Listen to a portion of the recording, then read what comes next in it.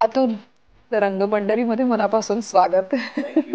एक अत्यंत गुणी कलाकार म्हणून सगळ्या मराठी रसिकांना तू माहितीयेस. तुला खूप तुझ्यावर खूप प्रेम करतात ऍक्टर म्हणून सर्वच रसिक, आणि नातीगोतीपासून तू तुझी ओळख निर्माण केलीस, आणि नंतर मग बेदुणे पाच, तरुण तुर्क, व्यक्तिवल्ली, वा गुरु, ए भाऊ डोकं नको खाऊ, अशी खूप छान छान तुझी नाटकं आम्ही पाहत आलेलो आहोत.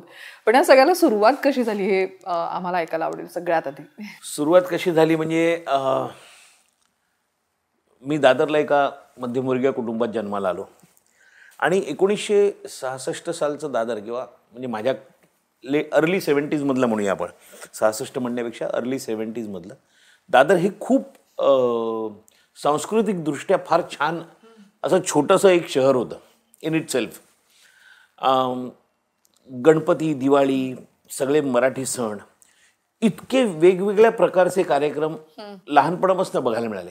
म्हणजे खूप मोठी माणसं जी आता 1000 रुपयाचं तिकीट काढून सुद्धा मिळणार नाहीत बघायला, अशी माणसं गणेशोत्सवात कुठेतरी गाणं चाललं आहे, कुठेतरी नाटक चाललं आहे, कुठेतरी व्याख्यान चाललं आहे. हे लहानपणापासून इतकं सांस्कृतिक वातावरण दादरमध्ये होतं की त्याचा नकळत परिणाम होत गेला. आणि सुदैवाने माझी शाळा पण त्याला सगळं पोषक वातावरण निर्माण करणारी ठरली, बालमोहन विद्या मंदिर. म्हणजे वाचनाची आवड किंवा एकूण मराठी साहित्याची आवड, नाटकाची याची आवड ती शाळेपासून जोपासली गेली आणि मला खूप नर्चर केलं शाळेने, असं मला वाटतं. आणि शाळेने मला खूप शिकवलं म्हणण्यापेक्षा मला एवढं नक्की शिकवलं की अभ्यासात आपलं करिअर नाही आहे हे मला फार लहानपणी कळलं होतं. म्हणजे आता शाळा बालमोहन असल्यामुळे शाळेत तर आपल्याला काय बंक करता येत नाही लेक्चर्स, त्यामुळे बसायचो, चांगले मार्क मिळायचे, तसे काय सगळ्यांनाच मिळतात शाळेमध्ये. आंतरशालेय नाट्य स्पर्धेत काम करत होतो, खूप बक्षिसं वगैरे मिळाली आमच्या शाळेला त्यावेळेला. खरं तर नाटकात काम मी सगळ्यात शेवटी केलं. मी आधी टेलिव्हिजनवर काम केलं, नंतर मी सिनेमात काम केलं आणि नंतर मी नाटकात काम केलं. म्हणजे शाळेत असताना किलबिलसाठी काही मुलं हवेत वगैरे विचारल्यावर मी हात वर केला तर मला घेतलं, मग ते किलबिलमध्ये काम केलं. मग नाट्यछटा वगैरे त्यावेळेला खूप, दिवाकरांची एक नाट्यछटा, हलवाय समोर का अशी काहीतरी नाट्यछटा होती, माझी पाठ होती. तर एक दिवस माझे वडील मला दूरदर्शनला घेऊन गेले. तेव्हा सिक्युरिटी वगैरे एवढं काहीच नव्हतं, खूप सोपं होतं लाईफ. तर त्याचे निर्माते याकूब सईद होते तेव्हा. तर त्यांना विचारलं की आमच्या मुलाला काम करायची इच्छा आहे. तो म्हटला तू काय करतो? नाट्यछटा. करून दाखवली. तर ते म्हणले आज संध्याकाळच्या लाईव्ह कार्यक्रमात करशील का 6:30ला? त्यांच्याकडे स्लॉट होता अवेलेबल. करू की, आपल्याला काय. त्यामुळे स्टेज फिअर, कॅमेरा फिअर वगैरे कळायच्या आतच मी त्याच्यासमोर काम करून मोकळा होतो. मग टेलिव्हिजन केलं. मग त्याच दरम्यान राजा रानी को चाहिए पसीना नावाचा व्ही शांताराम यांचा एक बालचित्रपट होता. तर त्यात कामं करायला मुलं हवेत अशी मी महाराष्ट्र टाइम्समध्ये जाहिरात बघितलेली मला आठवते. आणि त्याची ऑडिशन शबिलदास शाळेत होती. ऑडिशनला गेलो, ते सिलेक्ट झालं. मग ते पण तो सिनेमा करणं ही इतकी गंमत होती, कारण त्या सिनेमाचं शूटिंग एक 6-7 महिने वगैरे चालू होतं. आणि सिनेमात काम करतोय या नावाखाली शाळेतनं इतकी सुट्टी मिळायची, म्हणजे जायचंच नाही ना शाळेत. त्यामुळे काय ते शाळेत न जाणं हा जास्त आनंद होता त्यातला. आणि सायमल्टेनियसली मग आंतरशालेय नाट्य स्पर्धा चालू झाल्या. मग बजरबट्टू नावाचं एक बालनाट्य केलं. म्हणजे हल्लीच्यासारखं एकाच तिकीटात 6 बालनाट्य वगैरे नव्हतं, ते एकाच तिकीटात एकच बालनाट्य 2.5 तासाचं होतं.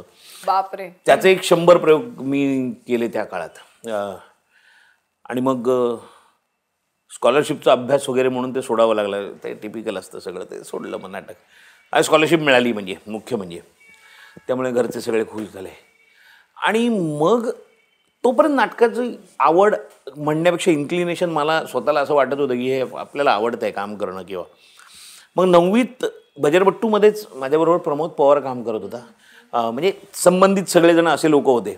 तर कोणीतरी मला सांगितलं की शहजादा नावाचं एक नाटक आहे जे दिलीप कोल्हटकर डिरेक्ट करतात, नाना पाटेकर त्यात औरंगजेबाची भूमिका करतात, एक छोट्या मुलाचं काम आहे, करशील का? मी ऑडिशनला गेलो. मग त्याचे एक 4-5-6 प्रयोग काहीतरी झाले मला वाटतं त्या काळात. खूप कमी प्रयोग झाले. छान नाटक होतं, म्हणजे जे काय मला आठवते ते छान, पण कमी प्रयोग झाले ते. 10वीला इनफॅक्ट माझी जेव्हा आदल्या दिवशी चिठ्ठी द्यायचो ना आपण, म्हणजे त्यावेळेला कम्प्युटराइज्ड आणि ऑनलाईन वगैरे काहीच नव्हतं. तर ते नंबर लिहायचा आणि मग कोणाला तरी पिऊनला चिठ्ठी द्यायची. तर तो आतमधून रिझल्ट काढून आणायचा ना 10वीचा, की संध्याकाळी अनाऊन्स होणार पण सकाळी आपला जरा मिळाला तर बरं. तर मी जेव्हा चिठ्ठी लिहून दिली, 10676 माझा नंबर होता, मला अजूनही आठवत आहे. काही काय तर आमच्या वर्ग शिक्षिका बाहेर आल्या आणि त्या मला म्हणाले की हा तुझाच नंबर आहे का? तर म्हटलं हो, म्हणजे माझ्या माहितीप्रमाणे तरी हाच आहे. तर ते म्हटले की म्हणजे तुझ्या घरचा नंबर दे मला. मला वाटलं बहुतेक काहीतरी झालं गोंधळ. घरचा नंबर वगैरे दिला. तर माझ्या आईने सांगितलं हो तोच नंबर आहे. तर त्या म्हटलं अहो तुम्ही विश्वास बसत नाही, याला 84% मार्क मिळाले. विश्वास कारण तोपर्यंत मी नाटकात काम करायला वगैरे लागलो होतो, त्यामुळे मी फुकट जाणार किंवा हा नाटकातच काम करायला जाणार असं आजूबाजूच्यांचं, शिक्षकांचं, शाळेत सगळ्यांचंच एकूण मत होतं. म्हणजे कौतुकही होतं, पण हा अभ्यासात काही करणार नाही हे तेव्हापासून आजूबाजूच्या लोकांनी ठरवलेलं होतं. त्यामुळे त्यांनाही आश्चर्य वाटलं की इतके चांगले मार्क कसे मिळाले. पण ते माझं श्रेय नसून ते शाळेचं श्रेय होतं. शाळेत शिकवायचे तर आमच्या एवढं चांगलं आणि कंपल्सरी बसायला लागायचं ना, त्यामुळे ते लक्षात राहायचं आणि मग प्लस क्लास असायचा. तर चांगले मार्क मिळाले. मग आता चांगले मार्क मिळाले म्हणजे त्यावेळेला 80% वर ही मुंबईतल्या कुठल्याही कॉलेजमध्ये वॉक इन ॲडमिशन होती, म्हणजे सायन्सला. तेव्हा रुपारेलला 80%ला ॲडमिशन, मला 84 होते, म्हणजे आरामात वॉक इन ॲडमिशन मिळाली. तर मग असं सर्वानुमते ठरलं की ह्यांनी सायन्सला जावं, एवढं हुशार आहे. तर तुझं काय मत होतं? माझी खात्री होती की मी एवढं हुशार नाही आहे किंवा हुशार नाही आहे.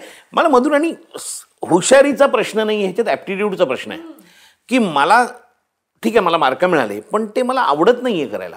ते मी करतोय, पण ते that is not something which I want to do. म्हणजे काय करायचं हे नक्की नव्हतं. म्हणजे अभ्यास करायचा नाही आहे, त्यातनं एस्केप सोपा होता. म्हणजे काय करायचं, करिअर कशात करायचं हे काही त्या वेळेला माहीत नव्हतं. मला क्रिकेट खेळायला खूप आवडायचं. मी दिवस क्रिकेट खेळायचो. पण तेही मला माहीत होतं की क्रिकेटमध्ये करिअर करणं एवढं क्रिकेट मला येत नाही.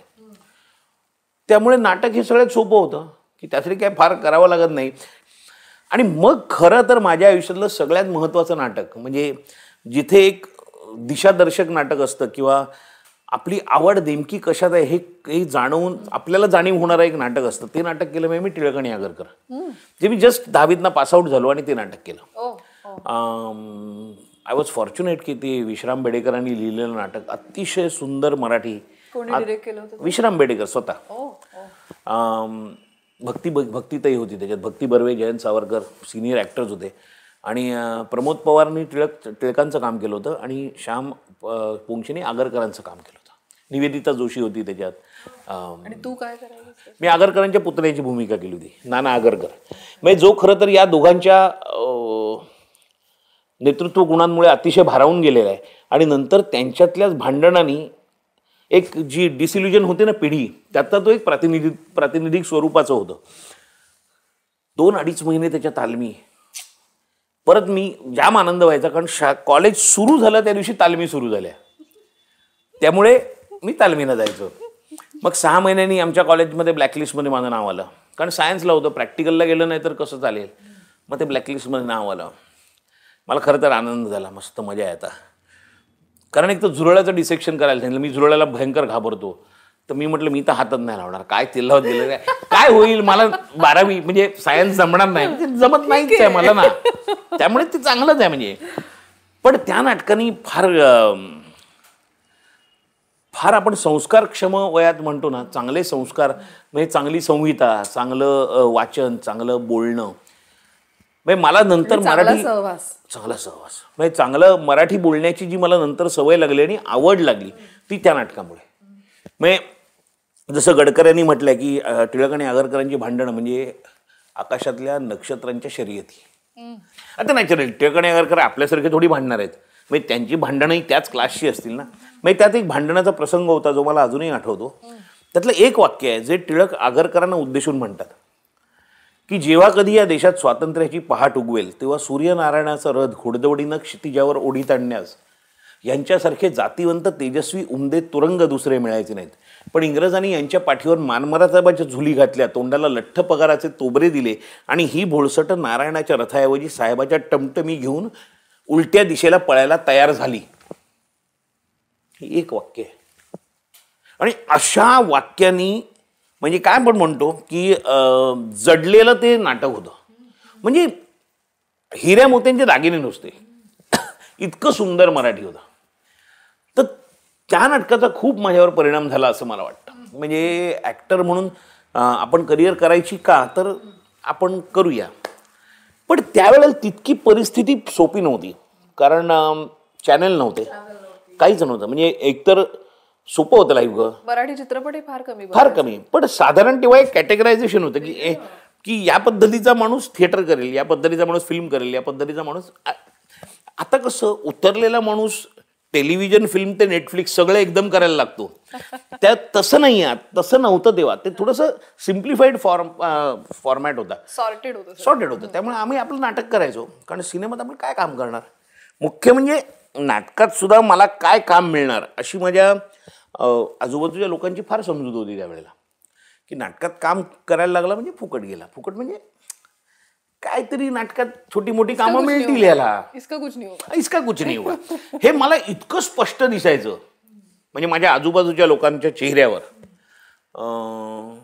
ते मला जास्त चॅलेंजिंग वाटलं. म्हणजे मला काही मी फार हर्ट झालो किंवा मी आपल्याबद्दल असा कसा काय विचार करतात वगैरे असं मला काहीच नाही वाटलं. कारण त्या परिस्थिती अशीच होती की याचं काय होणार, याचं काहीच नाही होणार.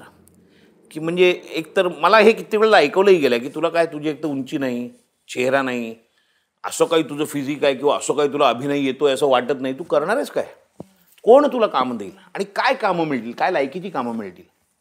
हे असं मी डिरेक्टली सुद्धा ऐकलेलं आहे. हे असं माझ्याबद्दल बोललं गेलेलं मी फील केलेलं आहे. बेसिकली ह्याचं काही होऊ शकत नाही, हा फुकट जाईल.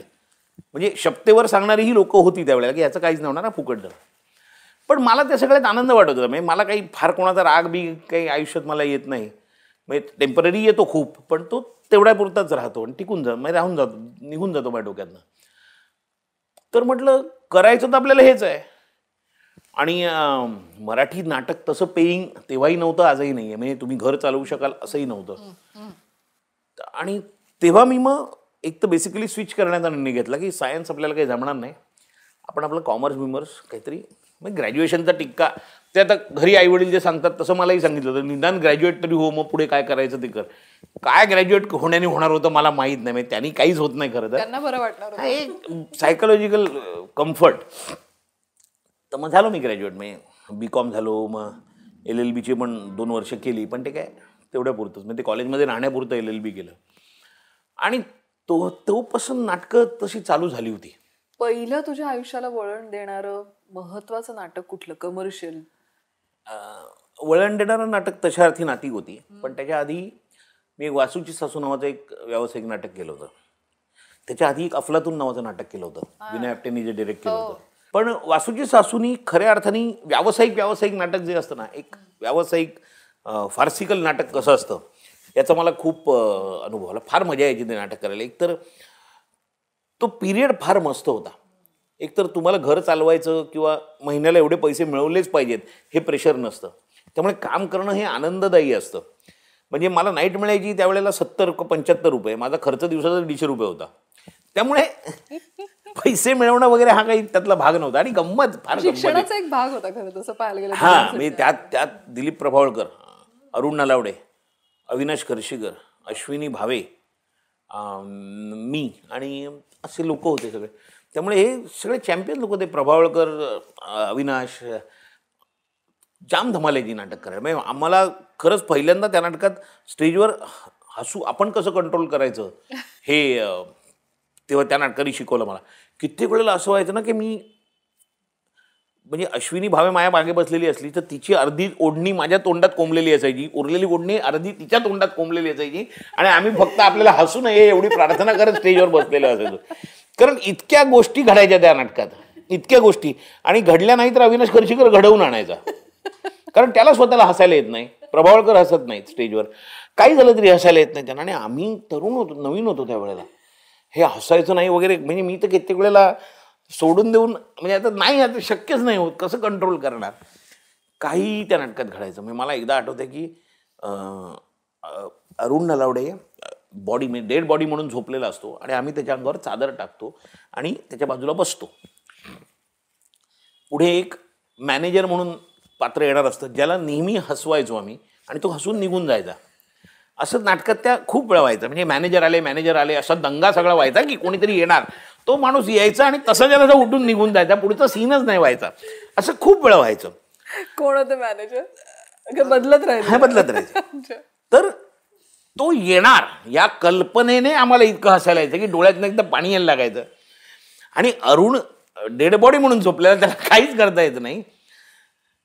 म्हणजे लोहाराचा भाता कसा हलतो तसं त्याचं पोट हलत असायचं फक्त. हा मेलेला माणूस म्हणून झोपलेला.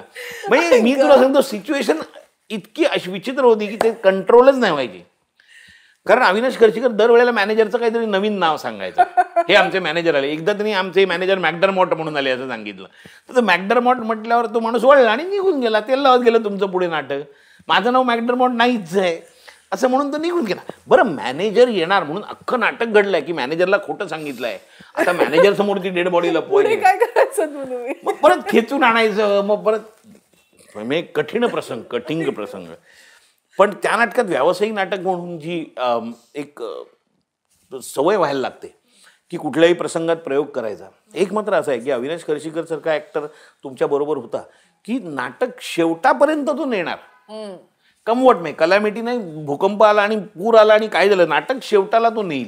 अशा पद्धतीचं शिकवण त्या नाटकात नाही. एक व्यावसायिक नट होण्यासाठी जे व्यवधान लागतं की व्यावसायिक नट म्हणजे फक्त काम चांगलं येऊन चालत नाही. तुम्हाला अनेक गोष्टींचं व्यवधान ठेवून काम करायला लागतं.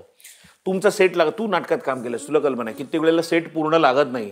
एखादा नट लेट येतो, प्रेक्षक बोलत असतात, मध्येच आवाज यायला सुरुवात, काही होऊ शकतं नाटकात एका आयत्या वेळेला. तर त्या सर्व परिस्थितीतनं मार्ग काढून प्रयोग कसा करायचा हे त्या नाटकाने मला शिकवलं.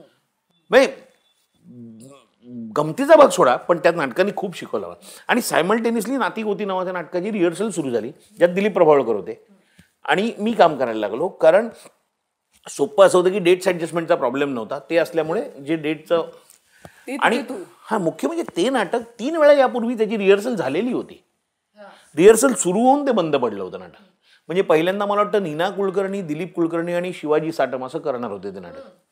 आणि आपला जो शिवाजी मंदिरचा चहावाला बाळूकाका आहे सगळ्यांनाच माहिती आहे, त्यांनी माझा रोल केला होता, त्याच्या रिहर्सल्स केल्या होत्या. म्हणजे त्यावेळेला महाराष्ट्र टाइम्सला मोठा फोटो होता बाळूचा आणि नाती गोती नावाच्या नाटकात बाळू चहावाला आता काम करतोय अशी एक बातमी होती. पण he always wanted to become an actor. नाही असंच मतिमंद मुलाच्या भूमिकेसाठी तो कदाचित फिट सूट दिसेल असं लोकांना वाटल्यामुळे त्याला नाटकात घेतलं. पण ते नुसतं दिसणं आणि मग नंतर परफॉर्म पण करायचं असतं, त्यामुळे ते दॅट डिडंट वर्कआउट. मग मी जेव्हा पहिल्यांदा त्या नाटकासाठी मला बोलवलं मोहन तोंडवळकरांनी, तेव्हा मला वाटतं त्यात दिलीप कुलकर्णी, नीलकांती पाटेकर आणि शिवाजी साटम काम करणार होते आणि मी माझं काम करणार होतो जे होतं ते. तेव्हा नंदकुमार रावते त्या नाटकाचे डिरेक्टर होते, व्हेरी सिनियर डिरेक्टर. त्याची आम्ही रिहर्सल केली, काहीतरी वाचन, म्हणजे मला वाचन काहीच नव्हतं, मला फक्त एवढा तास काढायचं होतं, त्यामुळे वाचनात माझं काहीच काम नव्हतं. त्यामुळे त्याचं वाचन सुरू होतं पण तेही रिहर्सल बंद पडली. आधी विजयाबाई डिरेक्ट करणार होत्या. एखाद्या निर्मात्याचा म्हणजे विजयाबाईंच्या क्रिएटिव्हिटीबद्दल किंवा त्यांच्या जिनियसबद्दल वादच नाही आहे, पण एखादा निर्माता, व्यावसायिक नाटकाचा निर्माता त्याचे आडाखे कसे लावतो ह्याचं उत्तम उदाहरण म्हणजे नातीगोती हे नाटक आहे. म्हणजे Mohan Tondwalkar, one of the greatest producers of all time. म्हणजे आपण जे नाटक करतोय ते नाटक कसं असलं पाहिजे याचं इतकं त्यांना परफेक्ट नॉलेज होतं. म्हणजे त्यांचे अंदाज चुकले नाही तसं नाही, त्यांचेही अंदाज चुकले, पण स्वतःचा अंदाज चुकला हे दिलखुलासपणे मान्य करण्याचंही त्यांच्यात ते डेअरिंग होतं. म्हणजे टू द एक्सटेंट की एका नाटकाला टिळक स्मारकला मला आठवत आहे की आम्ही असे गेलो आणि मोहन तोंडवळकर उभे होते. तर प्रभावळकरांनी विचारलं काय प्रयोग होता का, काय गर्दी कशी काय, त्याच्यावर ते म्हणले एवढेच 5-10 दिसत आहेत ना तेवढेच येणार, बाकी कोण नाही येणार. तर आम्हीच एम्बॅरेस झालो की असं कसं. तर प्रभावळकर म्हणले नाही येतील ना अजून लोक, त्याचे ह्याच्या पुढे कोणी, हे एवढेच 5-10 लोक आहेत ना तेवढेच नाटक, तेवढंच पडलं नाटक आमचं. हे मान्य आणि हे कळण्याची त्या माणसाला फार फार ग्रेट माणूस होता. नातीगोती हे नाटक 2 सेटवर व्हायचं. ती जी कादंबरी आहे त्याच्यात ते 2 लोकेशन्स प्रॉमिनंट आहेत की आमचं घर आणि आमचं ऑफिस, या दोन्हीकडे सायमल्टेनियसली ड्रामा घडतो. आता मला इफ आय रिकलेक्ट राईट, विजयबाईंचं असं म्हणणं होतं की हे नाटक 2 लोकेशनला घडता का म्हणे, हे घरात घडलं पाहिजे आणि हे घरात घडणारं नाटक आहे. वेळेस ते म्हणले की व्यावसायिक निर्माता म्हणून मला असं वाटतं की लोकांना 2 सेट बघायला जास्त आवडतात आणि 2 लोकेशनवर घडणारं हे नाटक आहे, त्यामुळे ते दोन्ही लोकेशन असले पाहिजेत. मी निर्माता म्हणून हे नाटक करीन तर 2 सेटवरचं नाटक करीन. आणि त्या क्रिएटिव्ह डिफरन्समुळे मला वाटतं विजयाबाई म्हणाल्या असतील नाटक करत नाही, किंवा समाव ते नाटक झालं नाही त्यावेळेला. तर कशामुळे झालं नाही मला माहीत नाही, पण ही क्लिअर कट त्यांची विजन होती. एक निर्माता म्हणून विजयाबाईंसारख्या जिनियस दिग्दर्शिकेला असं सांगायचं किंवा असा क्रिएटिव्ह डिफरन्स असू शकतो, यासाठी तो निर्माताही काय योग्यतेचा असला पाहिजे. अतिशय उत्तम वाचन. म्हणजे तसे निर्माते आता फार कमी वेळा आपल्याला पाहायला मिळतात.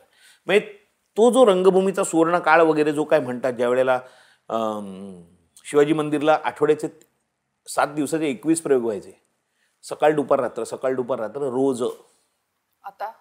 आता रविवार आणि शनिवार सोडून येत नाही, आणि ते सुद्धा कमी माणसं. तर त्यावेळेला 21 प्रयोग व्हायचे. इतकं शिवाजी मंदिर, इतके प्रयोग संख्या खूप असायची. आणि ते निर्माते पण सगळे, म्हणजे प्रभाकर पणशीकर, मोहन वाघ, सुधीर भट, मोहन तोंडवळकर, हे सगळे एक विजन असलेली एक नाट्य व्यवसाय म्हणून हा कशा प्रकारे मला चालवायला पाहिजे अशा प्रकारे करेक्ट विजन असलेले, तळमळ असलेले लोक होते. त्यांचं वाचन होतं जे अख्खा वेळ नाटकात असायचे. म्हणजे ह्यातले कित्येक निर्माते व्यावसायिक नाटकं प्रोड्यूस करायचे, पण राज्य नाट्य स्पर्धा, इंटर कॉलेजिएट, INT, उन्मेष सारख्या स्पर्धांना जाऊन बसायचे की नवीन कोण मुलं आहेत, नवीन कोण दिग्दर्शक आहेत, नवीन कोण लेखक आहेत, त्यांना आपण ग्रूम करूया, त्यांना. अशा पद्धतीचं त्यावेळेला नाटकात वातावरण होतं. आणि मग फायनली जेव्हा नातीगोती मी केलं, जेव्हा सुरू झालं, तेव्हा वामन केंद्रेंनी ते डिरेक्ट केलं. वामनचं मला वाटतं ते पहिलं नाटक मुंबईतलं, म्हणजे झुलवानंतरचं पहिलं नाटक. झुलवा हे वामनचं पहिलं नाटक तशार्थी, ज्याला राज्य नाट्य स्पर्धेला खूप बक्षिसं मिळाली. आणि मग वामननी हे नाटक बसवलं. पण आणि त्यावेळेला मला पण आठवत आहे की मला वाटतं नातीगोतीच्या तालमीसुद्धा आम्ही साधारण एक महिना सव्वा महिना केल्या असतील. आणि त्यावेळेला 8-8, 10-10 तास तालमी करण्याचा एक प्रघात होता. म्हणजे आता पेशन्स कोणालाच नाही, मला पण नाही आहे, पण 10 तास, सकाळी 10 ते रात्री 10 तालीम करायची फक्त. म्हणजे टिळक आणि आगरकरला विश्राम बेडेकरांनी जेव्हा नाटक डिरेक्ट केलं तेव्हा त्यांचं वय 78 होतं. 78व्या वर्षी तो माणूस 12 तास असा बसून नाटक डिरेक्ट करायचा. आणि सलग 2-2.5 महिने तालमी झाल्या, त्याच्या 2.5-3 महिने तालमी झाल्या. आणि ते फार सुंदर नाटक होतं. म्हणजे ते आता करणं ॲक्टर्ससाठी चॅलेंज आहे. म्हणजे अभिनय पुढचा झाला, ते नाटक बोलणं हा पहिला चॅलेंज आहे. नंतर मग ॲक्टिंग बिक्टिंग करायची, मग हा पुढचा चॅलेंज आहे. पण आणि नातीगोती माझ्यासाठी म्हणशील तर फार महत्त्वाचं नाटक. त्याने तू जसं म्हणालीस मगाशी तशी ॲक्टर म्हणून ओळख दिली. म्हणजे फक्त हा टाइमपास करतोय किंवा छोटी छोटी रोल करणारा ॲक्टर नसून हा त्याच्या पलीकडे जाऊन काहीतरी करू शकतो, प्रयत्न करू शकतो, हे त्या नाटकाने खूप लोकांना जाणवून दिलं. मला पण स्वतःला जाणवलं. तर प्रयोग फार सुंदर व्हायचा. म्हणजे बरोबर 1.25 तास पहिला अंक, बरोबर 1.25 तास दुसरा अंक, इतकं ते बसलेलं नाटक होतं. आणि विनोदी नाटकात कसे आडाखे असतात आपले, की साधारण या वाक्याला लाफ्टर किंवा एक खसखस पिकली की नाटक बरोबर चाललंय. तसं नातीगोतीला आमचा वेगळा आडाखा होता की सेकंड सीनला साधारण असं ऐकू आलं की मग बरोबर इमोशन्स आहेत, सगळ्या व्यवस्थित चालू आहेत. ते फार म्हणजे हेवी नाटक होतं. लोकांना सुद्धा म्हणजे कित्येक लोक नाटकानंतर भेटायला यायची, डोळे सुजलेत, डोळ्यातनं पाणी येत आहे. म्हणजे मला बघण्यासाठी लोक आतमध्ये यायची की हा बरा आहे ना, एकदा बघून जाऊया. म्हणजे हे बरा आहे ना तर ऑब्व्हियसली बरा आहे, पण पु ल देशपांडे जेव्हा नाटक बघायला आले तेव्हा सुद्धा ते आतमध्ये येऊन हेच म्हणाले की एकदा हातीपायी धड तुला बघितलं, आता बरं वाटलं. पण ती मला वाटतं त्या नाटकाची ताकद होती. जयवंत दळवींनी अतिशय सुंदर लिहिलेलं नाटक होतं. आणि खूप आपण काय म्हणू, आपण फिल्मचा एखादा शो व्हावा ना, तसाच्या तसा तो प्रयोग व्हायचा. चाबूक. आणि तितकाच वेळ इथे जरा इकडे तिकडे नाही, असा तो प्रयोग व्हायचा. फार छान प्रयोग व्हायचा. तुझ्या त्या नाट्य प्रक्रियेविषयी मला थोडंसं ऐकायचंय. काय निकष असतात तुझे एखादी संहिता निवडताना? एक तर नाटक वाचताना मला कंटाळा नाही आला पाहिजे. अख्खं नाटक वाचताना मी ऐकत नाही नाटक, मला वाचायला आवडतं. कारण ऐकणं हे फसवं असू शकतं.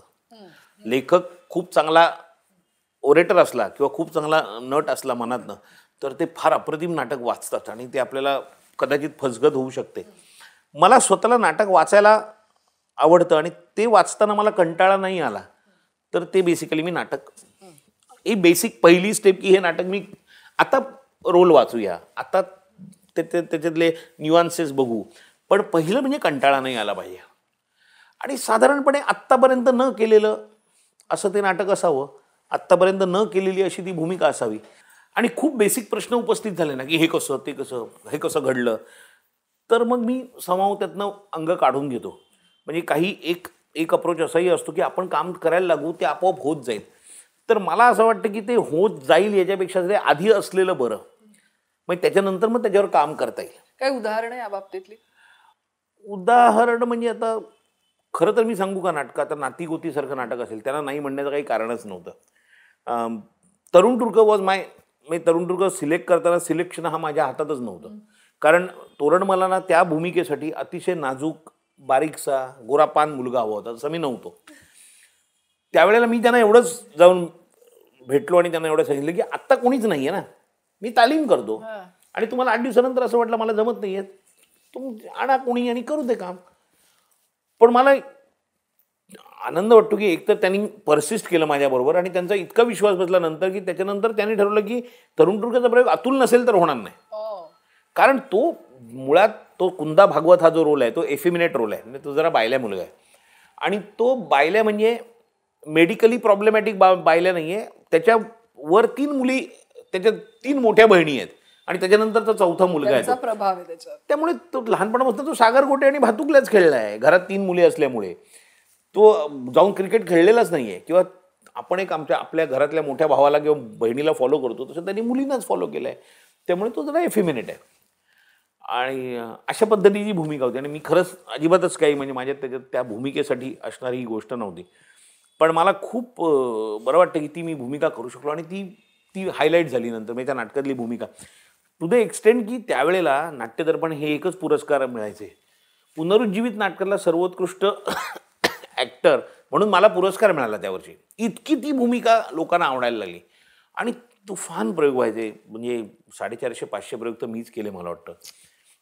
ते त्याचं 3रं रिवायवल होतं. आम्ही केलं तेव्हा त्याचे 850 प्रयोग झालेले होते नाटकाचे, कारण ते 73 किंवा 74 मधलं नाटक आहे. हे आम्ही 89ला रिवाईव्ह केलं परत, त्याचे प्रयोग झाले. त्यामुळे ना मी खरं सांगू का, भूमिका चूज करणं वगैरे हे खूप एकतर चॉईस नसतो. भूमिका चूज आपण करतो किंवा म्हणतो की 5 नाटकं असतील त्यातलं 1 करायचं असेल, मुळात येतात 1 किंवा 2 नाटकं, तेव्हा त्यातल्या त्यात बरंचसे असेल ते करावं लागतं. त्यामुळे ते निकष असतातच. आणि भूमिका करायला लागल्यानंतर या भूमिकेत मला काय करायचं नाही आहे हे मी पहिल्यांदा ठरवतो.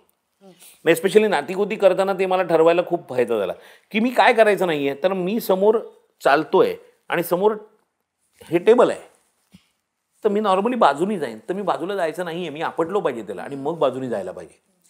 किंवा मग त्याच्या कॅरेक्टरिस्टिक्स असतील की मी 2-3 सिनेमे पाहिले, त्याचा मला खूप फायदा झाला. म्हणजे डॅनियल डे लुईसचा माय लेफ्ट फूट नावाचा एक सिनेमा आहे, तो मी पाहिला.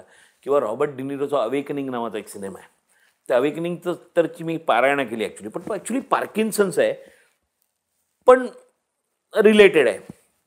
आणि या मतिमंद मुलासाठी मग मी मुलं जाऊन बघितली किंवा आश्रमात जाऊन मी ऑब्झर्वेशन. पण माझ्या डोक्यात हाच विचार होता की यांना ब्लाइंडली फॉलो करण्यापेक्षा मी जन्माला जर का मतिमंद म्हणून आलो असतो तर मी साधारण माझ्या इमॅजिनेशनमध्ये कसा दिसलो असतो तसं मी करायचा प्रयत्न केला. तिकडे येणार आहे मी तुझा भूमिकेची तयारी तू कशी करतोस ह्या विषयाकडे. पण तत्पूर्वी नाटक संहिता सिलेक्ट केल्यानंतर तिथपासनं ते पहिल्या प्रयोगापर्यंत एक ॲक्टर म्हणून तुझ्या ढोबळमानाने काय प्रोसेसेस असतात, काय टप्पे असतात तुझ्या ह्या सगळ्या प्रोसेसचे? ढोबळ मग आपण त्याच्यातनं एक मला असं नाही सांगता येणार, कारण एक तर मी आयुष्यात कधी प्लॅन्ड कुठलीच गोष्ट केलेली नाहीये. त्या वेळेला मला सुचेल तसं मी करत जातो. किंबहुना माझा हा खूप मोठा डिसएडव्हान्टेज आहे की मी ठरवून काहीच करत नसल्यामुळे अनेक गोष्टी माझ्या स्लिप होतात. म्हणजे प्रयोगात सुद्धा एखादी सुचलेली जागा, एखादी सुचलेली गोष्ट दुसऱ्या प्रयोगाला, तिसऱ्या प्रयोगाला जर का मी केली नाही ना तर ती निघून जाते. ती चांगली किंवा वाईट असते. म्हणजे चांगल्या गोष्टी सुद्धा निघून जातात, वाईट गोष्टी ऑब्व्हियसली आपण अवॉइड करतो. मला कळलं नाही काय म्हणूया आपण, म्हणजे आता डिटेलिंग जेव्हा आपण एखाद्या भूमिकेचं करायला सुरुवात होते त्याच्यात अनेक गोष्टी आपण व्हॅल्यू ॲडिशन करत जातो ना ॲक्टर म्हणून प्रयोगागणिक. तर त्यातल्या काही लक्षात राहतात की एखादी गोष्ट नवीन केली आणि त्याला पटकन लाफ्टर आला तर ती लक्षात राहते. पण ती मी इतकी स्पॉन्टेनियसली केलेली असते आणि इतकी अनप्लॅन्ड असते ती की ती काही वेळेला माझ्या विस्मृतीत जाते. प्रयोग संपल्यानंतर मी ते विसरून जातो आपण काय केलं होतं ते. दुसऱ्या प्रयोगाला त्याच वेळेला आठवलं इफ आय एम लकी तर मग ती कंटिन्यू होते. ती नाही आठवली तर अशा अनेक जागा निघून जातात. म्हणजे मी एका प्रयोगाला तरुण तुर्कमधलीच एक जागा होती की ती शिट्टी वाजवतो मी. तर मला सुनील तावडे विचारतो की अहो काय एखादी मुलगी गेली की तुम्हाला शिट्टी वाजवाविषयी वाटत नाही. तर म्हणतो अहो माझी शिट्टीच वाजत नाही, नुसताच वारा जातो. हे मी एका प्रयोगाला चुकून बोललो आणि मी म्हटलं मेलो आता, कारण तोरण मला मागे बसले होते. त्यांनी ॲडिशनबद्दल इतकं मला सुनावलं होतं आणि मी त्यांच्याकडे बघितल्यावर ते इतके जोरात खदा खदा म्हणजे एवढे हसत होते. तर अशा जागा ज्या निघून जातात ना पण त्या फिट होतात. मग त्याच्यानंतर विसरल्या जात नाहीत इतक्या पण काही गोष्टी विसरल्या जातात आणि ती माझी ॲक्टर म्हणून ती मी शॉर्टकमिंग आहे असं मानतो, कारण मला प्लॅन नाही करता येत.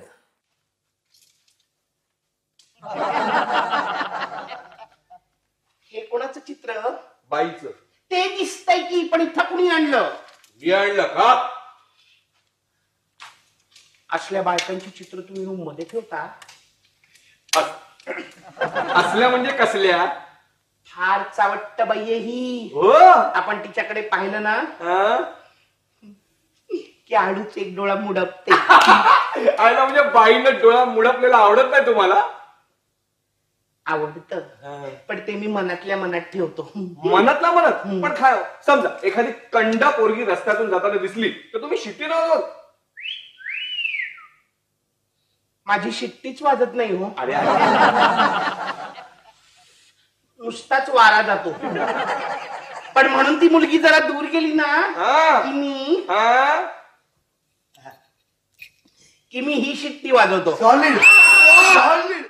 म्हणजे नातीगोतीमध्ये त्या मतिमंद मुलाचा वॉक आम्हाला प्रयोगाच्या आधी 2 किंवा 3 दिवस आपण असं चालूया आणि ते कदाचित ते होऊन गेलं.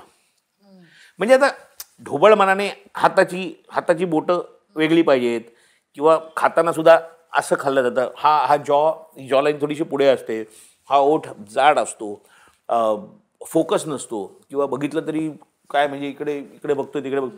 ह्या ढोबळ मनाने गोष्टी होत्याच. पण एका प्रयोगाला मला जांभई आली आणि मग नंतर म्हटलं अरे आपण हा जांभई कसं देईल याचा विचारच केला नाही. तर मग मी ती जांभई द्यायला लागलो. पण ते मला त्यावेळेला रजिस्टर झालं म्हणून हे मी प्लॅन नाही केलं. या अशा अनेक गोष्टी माझ्या बाबतीत होतात की मी अनप्लॅन्ड काम करतो. म्हणजे मला अशा मुवमेंट सुद्धा लिहून ठेवता येत नाहीत किंवा लिहून ठेवल्या तर मला असं वाटतं की नाही आपण त्यात बांधले गेलो. मला आत्ता काय वाटतं, मला इथनं तिथे जावं असं वाटतं तर मी इथनं तिथे गेलो. मग ते दिग्दर्शकांनी सांगावं की जाऊ नकोस, मला नको आहे जायला, तर गोष्ट वेगळी आहे. पण ती नॅचरल जो फ्लो असतो ना काम करताना, तर तो मला वाटतं तो माझ्या बाबतीत खूप वर्क होतो आणि तो माझ्या अनेक गोष्टी विस्मृतीत जातात, अनेक गोष्टी नवीन नवीन सापडत जातात. पण आय थिंक ते सगळ्यांच्याच बाबतीत असतं कमी अधिक प्रमाणात. पण मी विसरतो गोष्टी, त्यामुळे मला काही वेळेला फार वाईट वाटतं की हे आपण केलं होतं चायला, नंतर आपण विसरूनच गेलो. एखादं वाक्य, एखादं छोटंसं वाक्य असतं, एखादा प्रत्यय आपण वाक्यात ॲड करतो आणि त्या वाक्याची परिणामकारकता वाढते. पण आणि मी अतिशय मेटिक्युलस काम करणाऱ्या प्रभावळकरांच्या बरोबर काम करून सुद्धा हे शिकलो नाही, याचं मला फार वाईट वाटतं. मी 2 प्रवाहांबरोबर कामं केली माझ्या सुरुवातीच्या काळात. एक म्हणजे दिलीप प्रभावळकर, परफेक्टली प्लॅन्ड. म्हणजे आजही त्यांच्याकडे पहिल्यापासून नाटकाच्या स्क्रिप्ट्स अवेलेबल असतील मला माहिती आहे. त्याच्यावर त्यांनी मुवमेंट्स लिहिलेल्या असतील, ॲडिशनल वाक्य लिहिलेली असतील, सगळे. आणि मी मोहन जोशी पंथातला आहे की स्क्रिप्ट आली की वाचायची, हां चल चालू करूया. फार म्हणजे स्क्रिप्ट वाचून नाटक करणं किंवा अर्थात मी स्क्रिप्ट वाचून नाटक करतो, पण मोहनच्या बाबतीत त्यांनी कित्येक वेळेला स्क्रिप्टही वाचलेलं नसायचं नाटकाचं. पण तो जो मॅजिक स्टेजवर करायचा ना, मला नेहमीच आश्चर्य वाटतं इतकं अनप्लॅन्ड काम करून इतकं चांगलं काम मोहन जोशी कसं करू शकतो. म्हणजे अत्यंत टुकार संहिता, आजूबाजूला काय घडतंय काय कळत नाही आणि हा एक माणूस इतकं ब्रिलियंट काम करतो. म्हणजे समाव त्याला आजूबाजू अफेक्टच करत नाही, तो त्याचं काम इतकं ब्रिलियंट करत जातो. म्हणजे संहिता सपोर्ट करत नसताना सुद्धा ही त्या नटाची ताकद आहे. पण या सॉलिड ॲक्टर्स बरोबर मला सुरुवातीला काम करायला मिळालं. I really feel I am fortunate की इतकी ब्रिलियंट परफॉर्मन्सेस मला बाजूला उभं राहून त्यांचे बघता आले. किंवा आता हे आहे ना तरुण तुर्क म्हाताऱ्यामध्ये की हा ही म्हणजे ते केवळ अश्लील विनोद करण्यासाठी नाहीये, तो माणूस खरंच विसरतो, त्याला शब्द नाही आठवत आहे त्यावेळेला. तो म्हणजे दिलीप मधुकर तोरडमलांनी जी 12% जी भूमिका केली होती तरुण तुर्क म्हाताऱ्यारकं, ज्यासाठी ते नाटक गाजलं की जे हा ही सगळं बोलायचे ना, म्हणजे तुमच्या वडिलांना सांगा तुमचा हा फार वर आला असेल तर कॉलेजच्या ह्याच्यावर कशाला घालताय म्हणावं, लोकांच्यात हा करून टाका. तर हे जे आहे ना की हे त्यांना जेन्युइनली आठवायचं नाही, हे कन्व्हिन्स करण्यात ते यशस्वी झाले म्हणून ती भूमिका गाजली. कुठल्याही पॉईंटला जर का तो विनोद निर्मितीसाठी तो करतोय असं वाटलं असतं तर ते फ्लॉप झालं असतं आणि ते अश्लील नाटक झालं असतं. आणि तरुण तुर्क म्हाताऱ्यारकंची तर गोष्ट अशी आहे की तरुण तुर्क म्हाताऱ्यारकं हे माझ्या मते one of the finest comedies on Marathi theatre. म्हणजे 10 नाटकं काढली तर त्यात हे बसेल. त्या नाटकाची स्टोरी माहिती आहे ना तुला? साधारण हॉस्टेल लाईफमधली एका हॉस्टेल रूममध्ये राहणारी 4 मुलं आहेत. त्यातली 2 ही वर्षानुवर्ष नापास झालेली मुलं आहेत त्या कॉलेजमध्ये. एक नवीन तरुण मुलगा FYला येतो जो मुकुंदा म्हणून छोटासा मुलगा येतो सगळ्या ह्यांच्यात लहान. आणि थत्ते काका म्हणून जे मोहन जोशी भूमिका करायचे, तो एक 60चा माणूस त्या हॉस्टेलमध्ये राहायला येतो. माझं शिक्षण अर्धवट राहिलं व्यवसायामुळे, आता मला ग्रॅज्युएट व्हायचं आहे. त्याची एक बाय स्टोरी दुसरी अशी आहे की त्याचं जिच्यावर प्रेम असतं ती त्या कॉलेजमध्ये प्रोफेसर असते म्हणून तिला भेटण्यासाठी तो येतो. आणि हा 12% त्या कॉलेजमधला प्रोफेसर आहे जो त्या बाईंवर लाईन मारत असतो. असे तो एक ट्रायंगल आहे. आणि अफलातून लिहिणार हे नाटक त्यांनी. आणि त्या 2 जी मुलं त्या हॉस्टेलमध्ये राहत असतात वर्षानुवर्ष, त्यांच्यात भेट लागते. एक तरुण मुलगी हॉस्टेलमध्ये, लेडीज हॉस्टेलमधली, तिला इथे बोलवायचं आणि तिचा किस घ्यायचा. 73 मध्ये लिहिलेलं नाटक आहे हे. नाटक जेव्हा त्यांनी पहिल्यांदा लिहिलं तेव्हा हे नाटक गंभीर लिहिलं होतं की ती मुलगी त्या रूममध्ये येते, ती किस करायला विरोध करते आणि मग ह्यांच्या हातून तिचा रेप होतो. आणि मग त्या मुलांचं आयुष्य कसं बर्बाद होतं आणि सगळं ते ग्रेव्ह अतिशय गंभीर एक सिरियस ड्रामा होता. त्याचा पहिला अंक लिहून झाला आणि तोरडमल काहीतरी कामानिमित्त नगरला गेले होते. तर ते कलेक्टरच्याकडे आले होते आणि जमिनीचं काहीतरी कागदपत्रांचं बोलणं चाललं होतं. तो कलेक्टर म्हणाला तुम्ही ह्याच्यावर ही करा ना, जरा ही करा म्हणजे आम्हाला ते ह्याच्यात घालून ठेवता येईल वगैरे, असं काहीतरी त्यांचं कॉन्व्हर्सेशन झालं. आणि तिथे त्यांना ते पात्र मिळालं 12%. आणि ते 12% पात्र मिळाल्यावर त्यांनी अख्खं नाटक ते फाडून टाकलं आणि त्याच प्रिमाईसवर एक विनोदी नाटक लिहिलं. बापरे, हो अशी स्टोरी त्याची.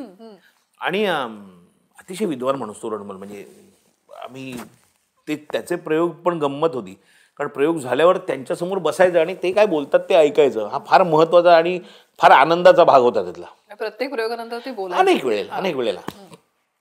तशावरती त्यावेळेला तर रिटायर झाले होते. म्हणजे ते हे 60+ जेव्हा आम्ही नाटक, त्यामुळे इथनं तिथे धावायचं आहे, इथे शूटिंग आहे तिथे शूटिंग आहे असं काय होतं. आणि ते आरामात असायचे. फार गंमत यायची पण त्या नाटकात पण. आणि 3 तासाचं 3 अंकाचं नाटक. त्याचा पहिला प्रयोग 4.25 तास झाला. शिवाजी मंदिरला आम्ही जो प्रयोग केला 1979 17 किंवा 18 नोव्हेंबर, 4.25 तास प्रयोग झाला. त्याच्यानंतर सगळे बसले, म्हणले एवढं मोठं नाटक नाही चालणार, आपण एडिट करूया. म्हणून एडिट केलं. आणि दुसरा प्रयोग गडकरीला होता, तो एडिट झाल्यानंतर 4 तास 5 मिनिटं झाला. प्रमाणाबाहेर लोक हसायचे. म्हणजे पहिल्या 2 अंकात लोक इतके हसायचे की 3ऱ्या अंकात त्यांचं पोट दुखतंय म्हणून ते हसायचे नाहीत, तरी हसायला यायचं त्यांना. अनबिलिव्हेबल. मी इतकी हसताना खुर्चीवरनं I fell off my chair असं जे इंग्रजीमध्ये म्हणतात, ते मी पडलेली लोक हसताना पाहिलेले. फार सुंदर नाटक होतं ते. आणि ते इतकं काय होतं, नुसतं स्लँग किंवा कुठल्या तरी एक ॲक्सेंट आणि कुठली तरी एक बोली भाषा याच्यातनंच विनोद होतो असं नाही. उत्तम मराठी बोलून सुद्धा विनोद होऊ शकतो, हे त्या नाटकांनी दाखवून दिलं होतं ते.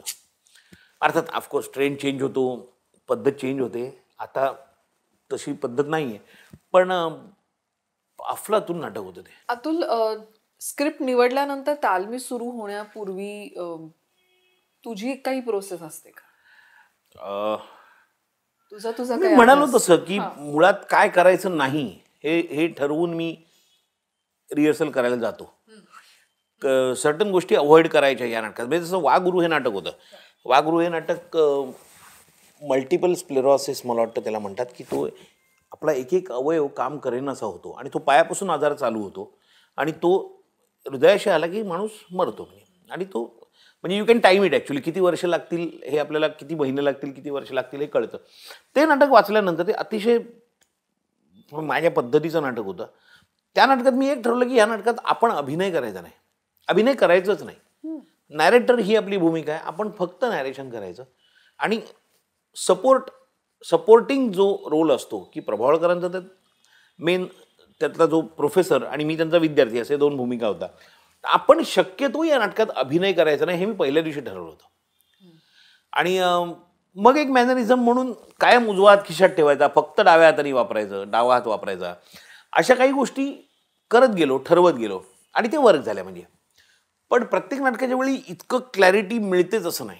म्हणजे ह्या नाटकाच्या वेळेला आपण अभिनय करायचंच नाही ही क्लॅरिटी मिळाली होती मला. म्हणजे आपण अभिनय नाही केला तरी चालणार आहे आणि ते जास्त टफ आहे, तो वाय नॉट ट्राय दॅट.